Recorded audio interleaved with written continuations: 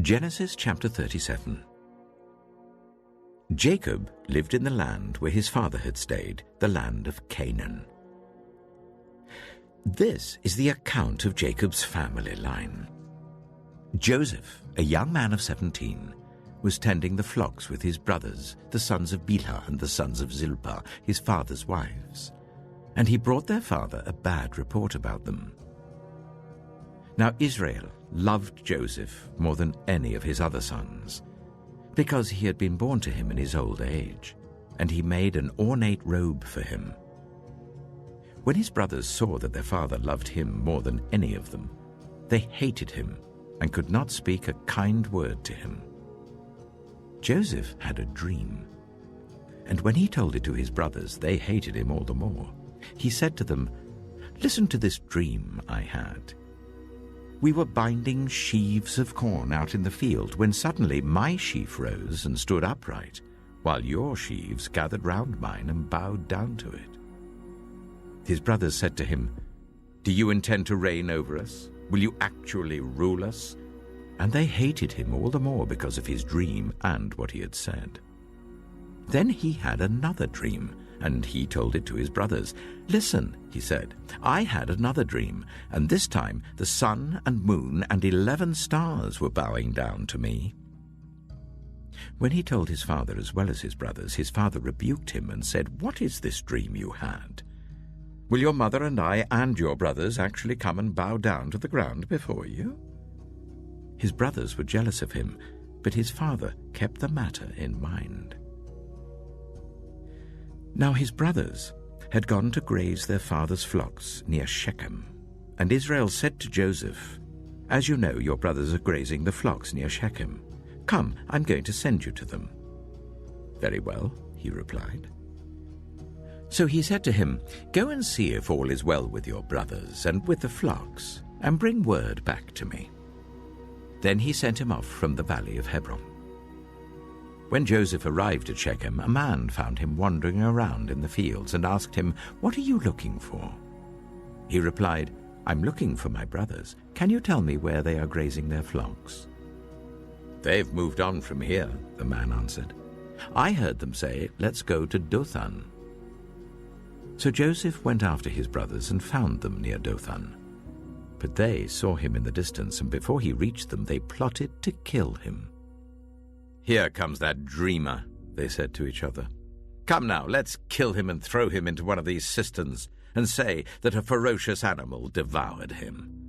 Then we'll see what comes of his dreams."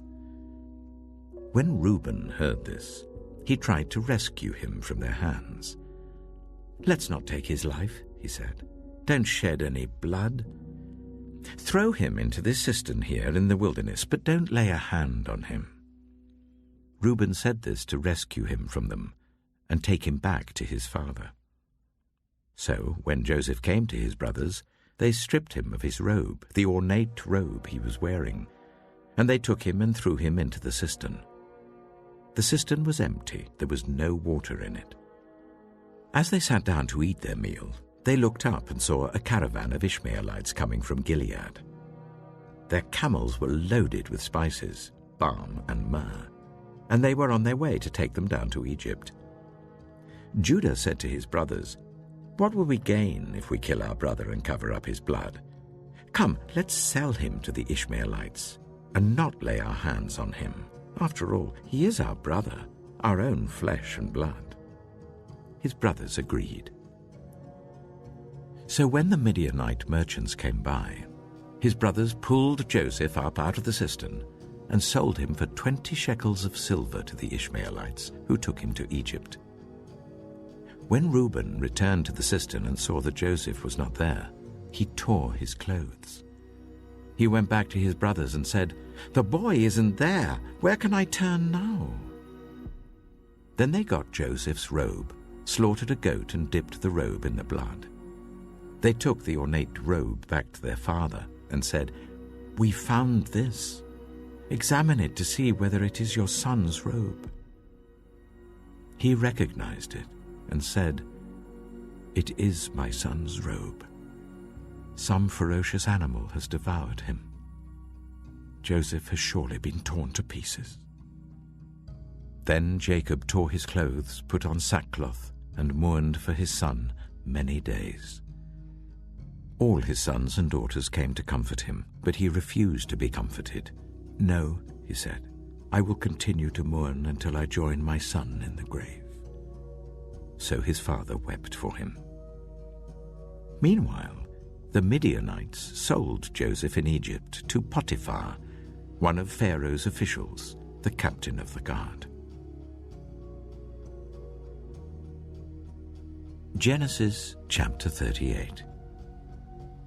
At that time, Judah left his brothers and went down to stay with a man of Adullam named Hira. There Judah met the daughter of a Canaanite man named Shua. He married her and made love to her. She became pregnant and gave birth to a son, who was named She conceived again and gave birth to a son and named him Onan. She gave birth to still another son and named him Shelah.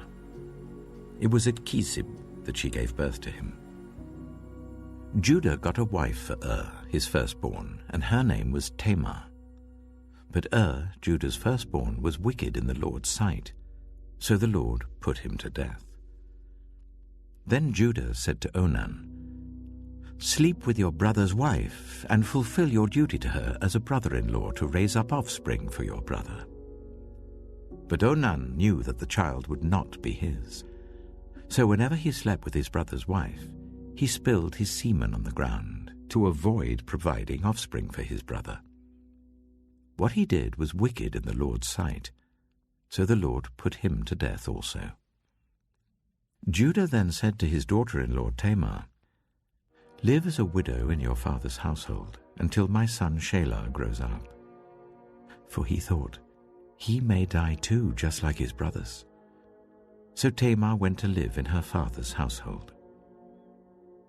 After a long time, Judah's wife, the daughter of Shua, died. When Judah had recovered from his grief, he went up to Timnah to the men who were shearing his sheep, and his friend Hira the Adullamite went with him. When Tamar was told, "Your father-in-law is on his way to Timnah to shear his sheep," she took off her widow's clothes, covered herself with a veil to disguise herself, and then sat down at the entrance to Enaim, which is on the road to Timnah, for she saw that though Shelah had now grown up, she had not been given to him as his wife. When Judah saw her, he thought she was a prostitute, for she had covered her face. Not realizing that she was his daughter-in-law, he went over to her by the roadside and said, "Come now, let me sleep with you." "And what will you give me to sleep with you?" she asked. "I'll send you a young goat from my flock," he said. "Will you give me something as a pledge until you send it?" she asked. He said, "What pledge should I give you?" "Your seal and its cord and the staff in your hand," she answered. So he gave them to her and slept with her, and she became pregnant by him. After she left, she took off her veil and put on her widow's clothes again.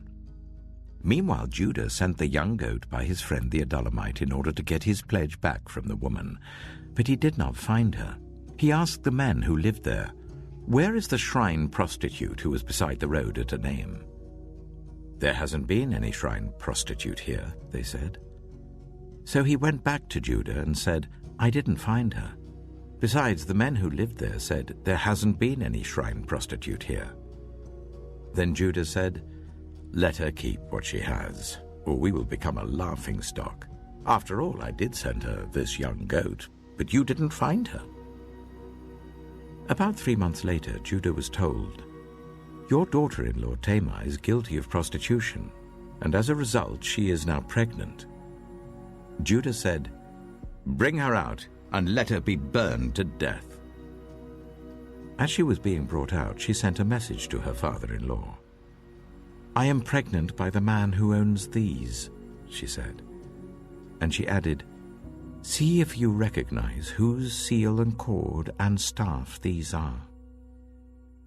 Judah recognized them and said, "She is more righteous than I, since I wouldn't give her to my son Shelah." and he did not sleep with her again. When the time came for her to give birth, there were twin boys in her womb. As she was giving birth, one of them put out his hand. So the midwife took a scarlet thread and tied it on his wrist and said, "This one came out first." But when he drew back his hand, his brother came out, and she said, "So this is how you have broken out." And he was named Perez. Then his brother, who had the scarlet thread on his wrist, came out, and he was named Zerah.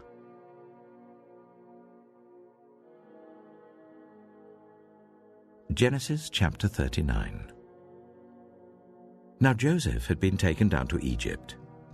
Potiphar, an Egyptian who was one of Pharaoh's officials, the captain of the guard, bought him from the Ishmaelites who had taken him there. The Lord was with Joseph so that he prospered, and he lived in the house of his Egyptian master. When his master saw that the Lord was with him and that the Lord gave him success in everything he did, Joseph found favor in his eyes and became his attendant. Potiphar put him in charge of his household, and he entrusted to his care everything he owned. From the time he put him in charge of his household and of all that he owned, the Lord blessed the household of the Egyptian because of Joseph. The blessing of the Lord was on everything Potiphar had, both in the house and in the field. So Potiphar left everything he had in Joseph's care. With Joseph in charge, he did not concern himself with anything except the food he ate. Now Joseph was well built and handsome, and after a while his master's wife took notice of Joseph and said, "Come to bed with me." But he refused. "With me in charge," he told her, "my master does not concern himself with anything in the house. Everything he owns he has entrusted to my care. No one is greater in this house than I am. My master has withheld nothing from me except you, because you are his wife. How then could I do such a wicked thing and sin against God?" And though she spoke to Joseph day after day, he refused to go to bed with her or even be with her. One day, he went into the house to attend to his duties, and none of the household servants was inside. She caught him by his cloak and said, "Come to bed with me." But he left his cloak in her hand and ran out of the house. When she saw that he had left his cloak in her hand and had run out of the house, she called her household servants. "Look," she said to them, "this Hebrew has been brought to us to make sport of us. He came in here to sleep with me, but I screamed. When he heard me scream for help, he left his cloak beside me and ran out of the house." She kept his cloak beside her until his master came home. Then she told him this story. "That Hebrew slave you brought us came to me to make sport of me. But as soon as I screamed for help, he left his cloak beside me and ran out of the house." When his master heard the story his wife told him, saying, "This is how your slave treated me," he burned with anger. Joseph's master took him and put him in prison, the place where the king's prisoners were confined. But while Joseph was there in the prison, the Lord was with him. He showed him kindness and granted him favor in the eyes of the prison warden. So the warden put Joseph in charge of all those held in the prison, and he was made responsible for all that was done there. The warden paid no attention to anything under Joseph's care, because the Lord was with Joseph and gave him success in whatever he did.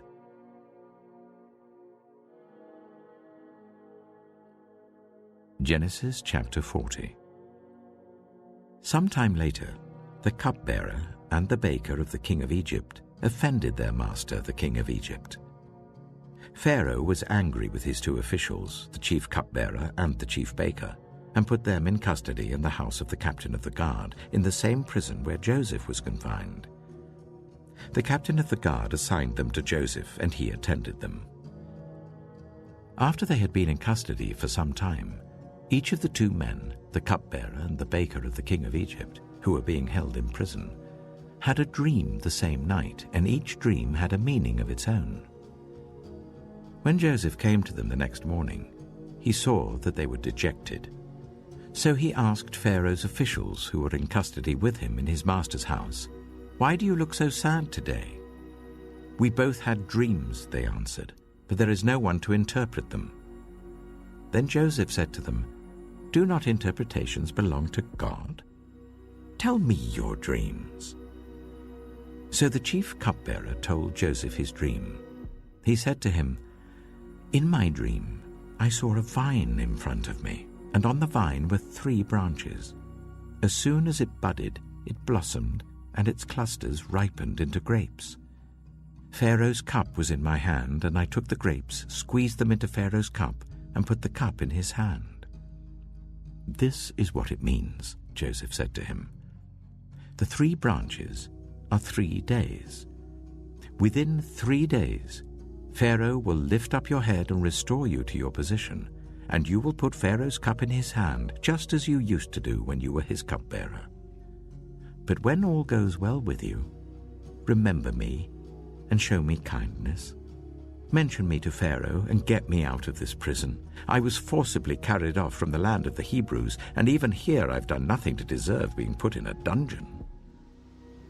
When the chief baker saw that Joseph had given a favorable interpretation, he said to Joseph, "I too had a dream. On my head were 3 baskets of bread. In the top basket were all kinds of baked goods for Pharaoh, but the birds were eating them out of the basket on my head." "This is what it means," Joseph said. "The 3 baskets are 3 days.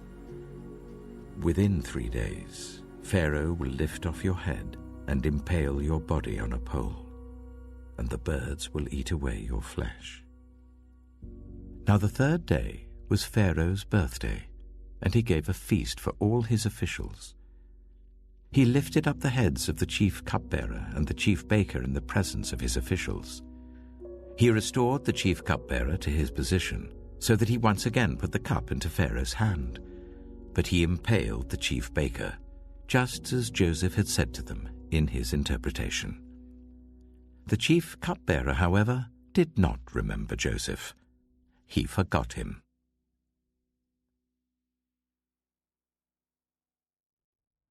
Genesis chapter 41. When 2 full years had passed, Pharaoh had a dream. He was standing by the Nile, when out of the river there came up 7 cows, sleek and fat, and they grazed among the reeds. After them 7 other cows, ugly and gaunt, came up out of the Nile and stood beside those on the riverbank. And the cows that were ugly and gaunt ate up the 7 sleek, fat cows. Then Pharaoh woke up. He fell asleep again and had a second dream. 7 ears of corn, healthy and good, were growing on a single stalk. After them 7 other ears of corn sprouted, thin and scorched by the east wind. The thin ears of corn swallowed up the 7 healthy, full ears. Then Pharaoh woke up. It had been a dream. In the morning his mind was troubled, so he sent for all the magicians and wise men of Egypt. Pharaoh told them his dreams, but no one could interpret them for him. Then the chief cupbearer said to Pharaoh, "Today I'm reminded of my shortcomings. Pharaoh was once angry with his servants, and he imprisoned me and the chief baker in the house of the captain of the guard. Each of us had a dream the same night, and each dream had a meaning of its own. Now a young Hebrew was there with us, a servant of the captain of the guard. We told him our dreams, and he interpreted them for us, giving each man the interpretation of his dream. And things turned out exactly as he interpreted them to us. I was restored to my position, and the other man was impaled." So Pharaoh sent for Joseph, and he was quickly brought from the dungeon. When he had shaved and changed his clothes, he came before Pharaoh. Pharaoh said to Joseph, "I had a dream, and no one can interpret it. But I've heard it said of you that when you hear a dream, you can interpret it." "I cannot do it," Joseph replied to Pharaoh, "but God will give Pharaoh the answer he desires." Then Pharaoh said to Joseph, "In my dream I was standing on the bank of the Nile. when out of the river there came up 7 cows, fat and sleek, and they grazed among the reeds. After them 7 other cows came up, scrawny and very ugly and lean. I had never seen such ugly cows in all the land of Egypt. The lean, ugly cows ate up the 7 fat cows that came up first. But even after they ate them, no one could tell that they had done so. They looked just as ugly as before. Then I woke up. In my dream I saw 7 ears of corn, full and good, growing on a single stalk. After them 7 other ears sprouted, withered and thin and scorched by the east wind. The thin ears of corn swallowed up the 7 good ears. I told this to the magicians, but none of them could explain it to me. Then Joseph said to Pharaoh, "The dreams of Pharaoh are one and the same. God has revealed to Pharaoh what he is about to do. The 7 good cows are 7 years, and the 7 good ears of corn are 7 years. It is one and the same dream. The 7 lean, ugly cows that came up afterward are 7 years, and so are the 7 worthless ears of corn scorched by the east wind. They are 7 years of famine. It is just as I said to Pharaoh. God has shown Pharaoh what he is about to do. 7 years of great abundance are coming throughout the land of Egypt, but 7 years of famine will follow them. Then all the abundance in Egypt will be forgotten, and the famine will ravage the land. The abundance in the land will not be remembered, because the famine that follows it will be so severe. The reason the dream was given to Pharaoh in 2 forms is that the matter has been firmly decided by God, and God will do it soon. And now let Pharaoh look for a discerning and wise man, and put him in charge of the land of Egypt. Let Pharaoh appoint commissioners over the land to take 1/5 of the harvest of Egypt during the 7 years of abundance. They should collect all the food of these good years that are coming and store up the grain under the authority of Pharaoh to be kept in the cities for food. This food should be held in reserve for the country, to be used during the 7 years of famine that will come upon Egypt, so that the country may not be ruined by the famine." The plan seemed good to Pharaoh and to all his officials. So Pharaoh asked them, "Can we find anyone like this man, one in whom is the Spirit of God?" Then Pharaoh said to Joseph, "Since God has made all this known to you, there is no one so discerning and wise as you. You shall be put in charge of my palace, and all my people are to submit to your orders. Only with respect to the throne will I be greater than you." So Pharaoh said to Joseph, "I hereby put you in charge of the whole land of Egypt." Then Pharaoh took his signet ring from his finger and put it on Joseph's finger. He dressed him in robes of fine linen and put a gold chain around his neck. He had him ride in a chariot as his second in command, and people shouted before him, "Make way!" Thus he put him in charge of the whole land of Egypt. Then Pharaoh said to Joseph, "I am Pharaoh, but without your word, no one will lift hand or foot in all Egypt." Pharaoh gave Joseph the name Zapanath-Paneah, and gave him Asenath, daughter of Potiphar, priest of On, to be his wife. And Joseph went throughout the land of Egypt. Joseph was 30 years old when he entered the service of Pharaoh, king of Egypt, and Joseph went out from Pharaoh's presence and traveled throughout Egypt. During the 7 years of abundance, the land produced plentifully. Joseph collected all the food produced in those 7 years of abundance in Egypt and stored it in the cities. In each city he put the food grown in the fields surrounding it. Joseph stored up huge quantities of grain like the sand of the sea. It was so much that he stopped keeping records because it was beyond measure. Before the years of famine came, 2 sons were born to Joseph by Asenath, daughter of Potiphar, priest of On. Joseph named his firstborn Manasseh and said, It is because God has made me forget all my trouble and all my father's household." The second son he named Ephraim, and said, "It is because God has made me fruitful in the land of my suffering." The 7 years of abundance in Egypt came to an end, and the 7 years of famine began, just as Joseph had said. There was famine in all the other lands, but in the whole land of Egypt there was food. When all Egypt began to feel the famine, the people cried to Pharaoh for food. Then Pharaoh told all the Egyptians, "Go to Joseph and do what he tells you." When the famine had spread over the whole country, Joseph opened all the storehouses and sold grain to the Egyptians, for the famine was severe throughout Egypt. And all the world came to Egypt to buy grain from Joseph, because the famine was severe everywhere.